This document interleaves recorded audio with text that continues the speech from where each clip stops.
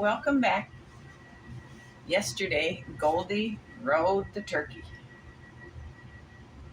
Pretty amazing, don't you think? Let's see what happens in chapter 6. The weather is cold, but it's not too bad. Our heavy fur coats keep us warm, permitting us to go outside and play. The humans living near our home began to come by our woodpile more often. They would lift some of the wood and take it back to their building. Early one day, I got up and heard a loud roaring noise in our area. It sounded like the thing that had ripped the cornfield apart. I stuck my head out of my door and became alarmed at what the humans were doing to our home. Racing over to the water tank, I sat and watched in horror. The humans with a big machine that had 4 round black things for legs was right next to my home. Behind that, a flat wagon is parked. Several humans began lifting the wood and putting it into the flat wagon. "Wait! Stop! You're tearing our home apart," I shouted at them. One of them stopped and looked in my direction and then went back to lift my wood pieces. "Goldie, get out here!" I shouted. "The humans! They're destroying our home!" Goldie came out in a hurry and sat beside me next to the frozen water. We watched as piece by piece our woodpile was removed and threw in the wagon. When they got down to our nest rooms, they stopped and looked at our beautiful beds. They just picked them up, tossed them into the cow field, and kept moving the wood. When they got to our food room, they stopped. They picked up all our precious food, tossed it into the cow's pen, and then continued to work again. Goldie and I sat looking at them while they destroyed everything we have worked so hard for. We looked at the cows eating our things, and then we looked at each other. We didn't say much. There wasn't much we could say.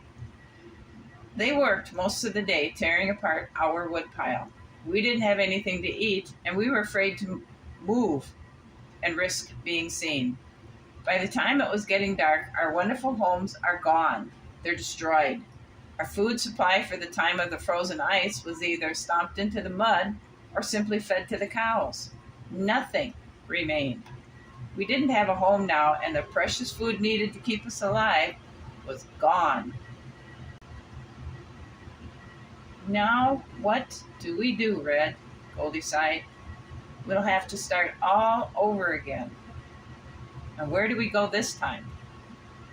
Sitting there thinking and staring at our now destroyed life-protecting system, I sure didn't know. I couldn't think of a solution, so I said the first thing that came into my head. "I guess it's time to head to the forest we found the acorns in. I don't know what else to do. There has to be acorns on the ground yet, and pine cones are still in the trees. Maybe on the way we will get lucky and find some corn in the field somewhere."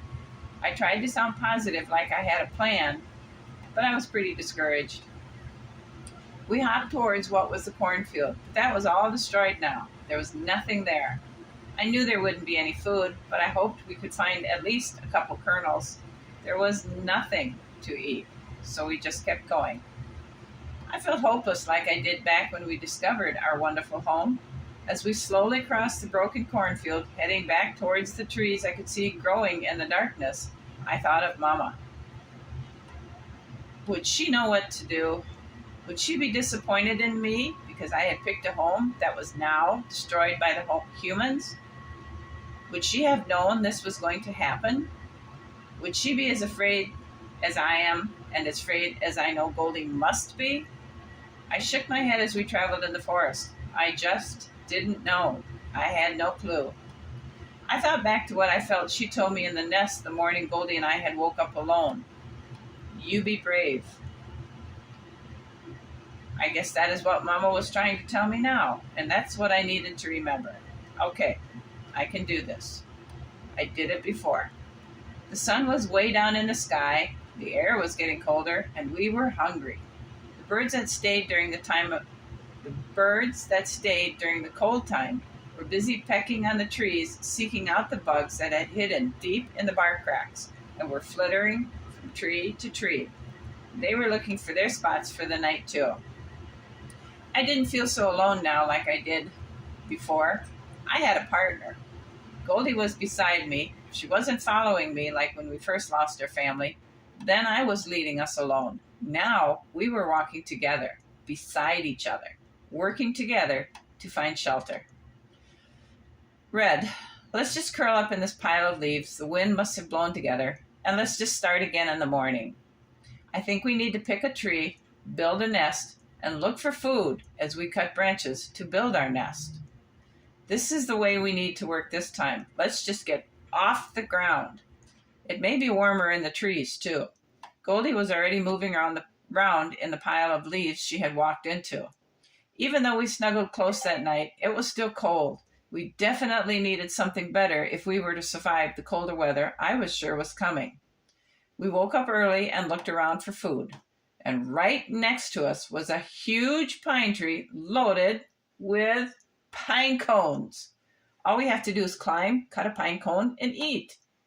I was so hungry, and it brought back memories of the many times I had cut a pine cone when I was really young, snacking where and whenever I wanted. When I was young, I didn't work to make any piles of them. I just ate them. Mama was making food available to us, so I never wondered where it came from.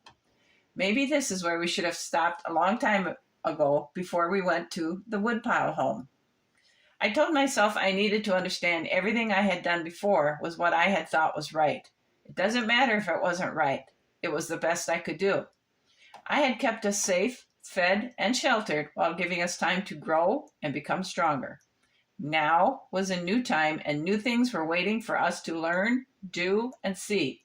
Goldie isn't so young now and can help more in resettling us in a new home and help gather food again. Before it had been my responsibility to shelter and feed us. Now we would do this together.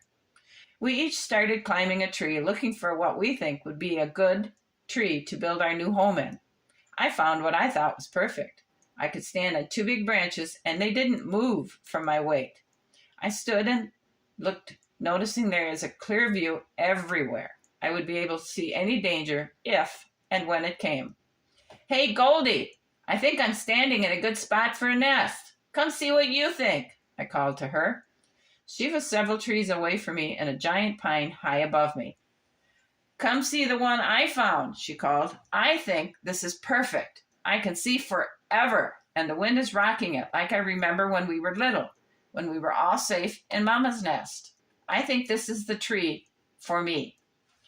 We may have a problem if we both think we have found the right tree to build in, I thought as I traveled to her tree. She was sitting in the wind on a branch facing into the direction the sun sets. The wind was blowing her fur while the branch was gently moving in the wind. She had her tail tucked up over her back around her neck like a giant scarf. She seemed warm, confident, and very happy.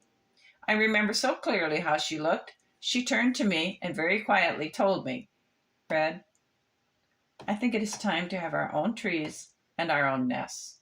I want to start taking care of me. Can you understand how I feel? I want to be alone." Funny thing was, I did understand. I had been thinking we were becoming independent of each other for some time now. I could tell she was strong, brave, and smart. She was funny and patient and thought things through before she did anything. Look how long she planned to ride the cow and the bird before she did it. I knew my little sister was ready and could care for herself. I felt sad for myself. I think I counted on her being with me more than she counted on me being there for her. "Yes, Goldie, I do understand how you feel. You'll take good care of yourself. I'll be around. Maybe we will see each other once in a while. I'm proud to be your brother and to have grown with you." Goldie hopped up to me and touched my cheek with her paw, looking me right in the eyes. For a minute, I saw Mama looking at me, and then I realized my sister was truly grown up. The eyes I were looking into was adult and confident. I turned and hopped to my tree, feeling more at ease than I thought I would. Goldie knew enough to be okay, and she would be alert to life's dangers. I also knew I would be okay too. It was now time to think about what I would like to do and couldn't do while trying to keep the two of us alive.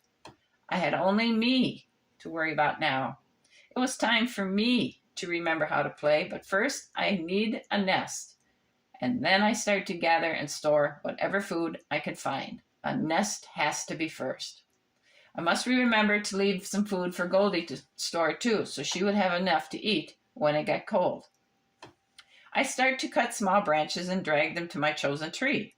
It's a puzzle to weave them together to create a nest floor. It didn't make much sense at first, but the more branches I used, the more sturdy and solid it became. It actually started becoming quite nice. I just kept weaving branches and eventually had a big nest that I could wiggle into the center of. It felt solid and so far pretty warm. The wind didn't seem to blow in much through the leaves, and I was completely satisfied. My tree was a pine, so food was just outside my door, and whenever I wanted a snack, I found a pine cone. I sometimes thought of Goldie, wondering how she was managing by herself. I looked across the forest and I could see her nest, and I realized she has done a much better job at building it than I had. Her nest was huge. Mine was smaller, but it worked well. It was nice to be able to hop around wherever I wanted. I even took a trip to what was left of the cornfield to see if there were any cobs of corn to be found. It made me feel like I had come home when I got back to the area I had come to know. I didn't find any corn, but I did see the cows in their field. I did see the birds busy at the birdhouse, and I did see the two ugly birds with them. I kept an eye on Goldie's tree and noticed it was quiet sometimes, and I couldn't see her anywhere. She must have journeyed away from home and was exploring the forest a lot of times. I was glad she was doing good, handling all the things she needed to. The white ice has fallen many times now, and it is too deep to do very much roaming in my little forest. It was easier to just stay in the shelter of the trees that blocked the white ice when it fell with their branches. Outside the protection of the forest, the white ice was deep and hard to get around in. And that's the end of Chapter 6. I hope you come back for Chapter 7.